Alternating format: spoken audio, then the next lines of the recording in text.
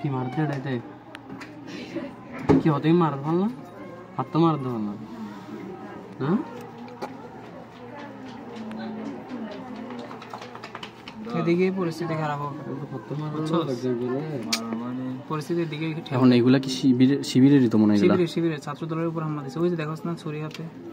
ওই দেখো ওই যে আমাদের লোক সংখ্যা মোটামুটি কিন্তু সামনে কেউ দেখে না সমস্যা দেখেন